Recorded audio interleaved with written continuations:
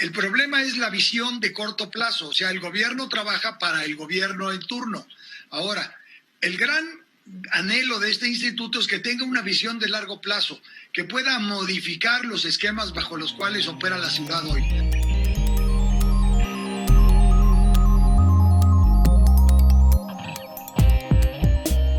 Hay un Instituto de Planeación Democrática y Prospectiva de la Ciudad de México. Su propuesta o su objetivo es que haya una planeación de lo que es todo lo que es la Ciudad de México. Como dicen los expertos como Juan Cay, el ordenamiento territorial y urbano en una ciudad que yo he oído muchas veces que nos han dicho que van a ordenar y lo único que veo es que ahí sigue el desorden. A ver, ¿va a servir de algo este instituto? ¿Cuáles son sus puntos positivos y cuáles son sus puntos negativos? ¿Y por qué surge, Juan?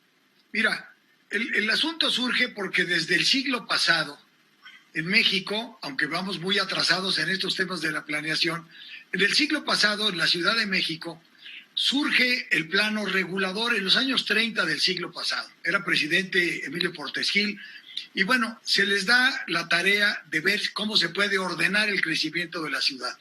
En aquel entonces la ciudad tenía 1 billón de habitantes, era una ciudad muy pequeña, veníamos saliendo de la crisis del asesinato de Álvaro Obregón, y el país quería empezar... Y de la revolución y de la pandemia y de un bolón de cosas, ¿eh? Exacto. Entonces, se empieza a planear y un arquitecto muy reconocido, Carlos Contreras, que es el padre del urbanismo en México, hace el primer plano regulador, que no era más que construir con imágenes muy difíciles de integrar en aquel entonces, con muy poca tecnología, un plano de la ciudad donde se ubican todos los elementos importantes, pero se define por primera vez cuál debiera de ser la vialidad, cómo armarla, qué zonas había que respetar, qué zonas son de protección ecológica, cuáles eran las vías del ferrocarril, cuál era el derecho de vía que había que respetar, etcétera.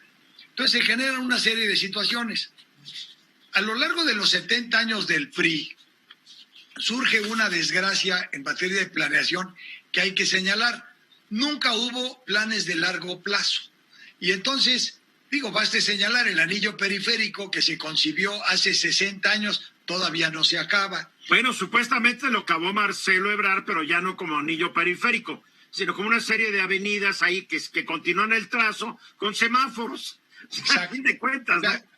Dejó de ser una vialidad de acceso controlado como estaba previsto y de alta velocidad. Correcto. Nunca se acabó, en términos reales nunca se acabó. El circuito interior le pasó lo mismo.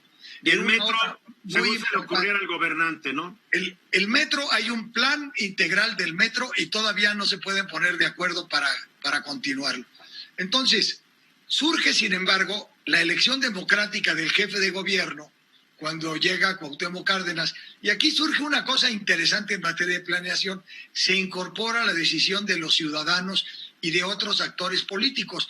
O sea, no es nada más un tema de planificadores tipo sopilote que planean y no obran, sino que aquí resulta que no obran, tienen que obrar. Exacto.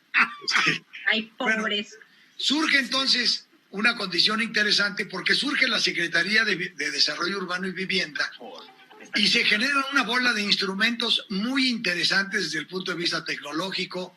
En fin, se controla más o menos la planeación de la ciudad. Digo más o menos porque al final del día no hay un plan de largo plazo, de largo aliento. El asunto está en que cada 6 años reinventamos la ciudad, todo el mundo la redescubre y piensa que puede hacer algo con ella. Ahora, ¿qué es importante hoy? Que al promulgarse la Constitución de la Ciudad de México, que hace que cambie el nombre del Distrito Federal y cambien las autoridades, surge la Ley de Planeación, que por cierto, muchos dicen que salió en forma muy desasiada, no se tomaron en cuenta las opiniones ciudadanas, pero lo más grave de la consulta para el instituto es que carece de autonomía. Entonces el instituto al final va a depender de la jefatura de gobierno de la ciudad. Y esto es malo porque entonces no va a quedar la visión de los planificadores profesionales con una visión de largo plazo, sino se va a acabar plasmando la visión de quien ejerce la facultad de gobernar en este momento. Se crea Ahora, supuestamente hay una Secretaría de Obras Públicas, hay un gabinete que supuestamente, corrígeme, estoy mal, debe haber un gabinete, alguien el gabinete encargado de esto. Sí, lo que... La asesorería de especialistas y todo el asunto, ¿no? Mira, el problema es la visión de corto plazo, o sea, el gobierno trabaja para el gobierno en turno. Ahora, el gran anhelo de este instituto es que tenga una visión de largo plazo, que pueda modificar los esquemas bajo los cuales opera la ciudad hoy. Pongo un ejemplo, la movilidad.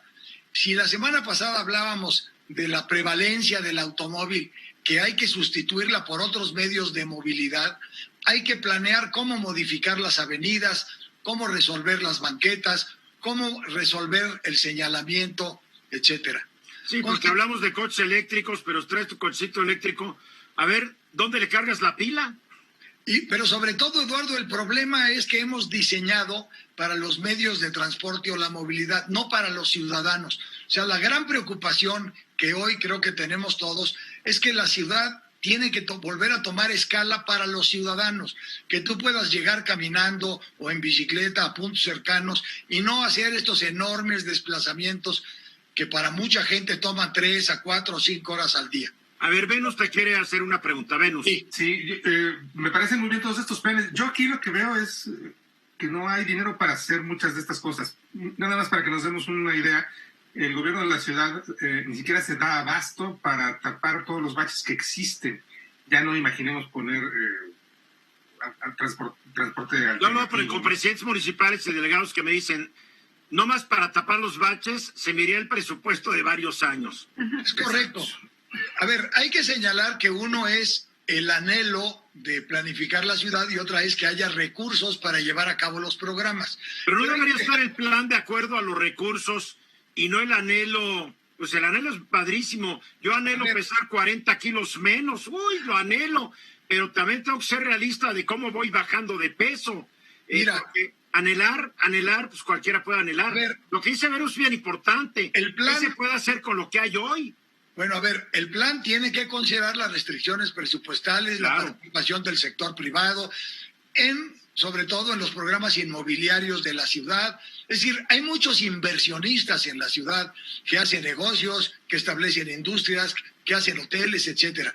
La participación y la ubicación de todos ellos tiene que estar de acuerdo a un plan que le convenga a los ciudadanos para mejorar las condiciones de vida de estos. Una pregunta, la Asociación Mexicana de Urbanistas que tú presides, ¿cómo puede encajar en todos estos proyectos? Ustedes son urbanistas, ustedes son los expertos del tema.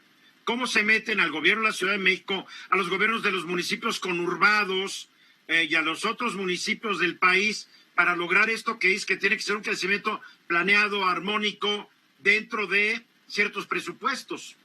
Mira, Eduardo, estamos trabajando en varias vertientes. Se han creado institutos municipales de planeación ya por decreto. Muchos están trabajando muy bien.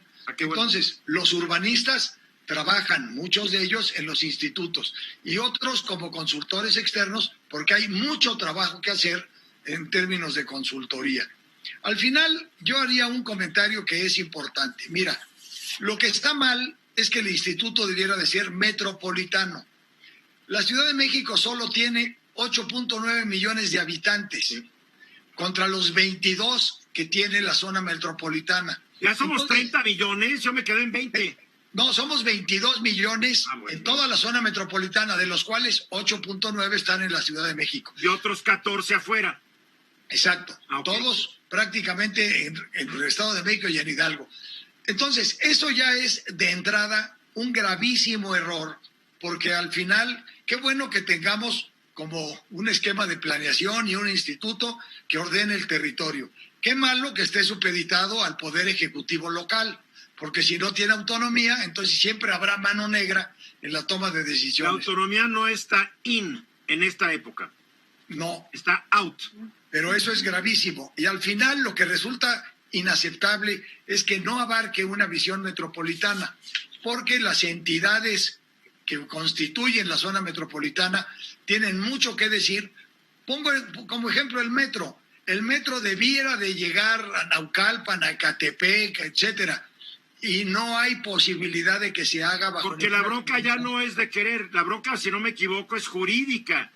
porque no hay una entidad, un organismo metropolitano, por más que en la Cámara de Diputados Federal hay una comisión metropolitana del Gran Valle de México, bla, bla, bla, porque se ha quedado en palabras y no se ha legislado, Juan, para que haya este gran organismo metropolitano que adquiera funciones que corresponden a los gobiernos locales, porque nadie quiere dejar la prenda por todo lo que eso significa. Pero México, como muchos países, va a tener que empezar a crear figuras metropolitanas. Por ejemplo, cuando menos un parlamento metropolitano.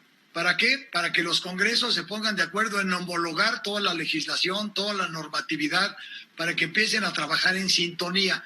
Finalmente, el que no haya geopolíticamente unidad, bueno, hay unidad geopolítica, pero no la hay desde el punto de vista político. No hay coordinación entre las entidades geopolíticas. Exacto, y esa es muy pobre.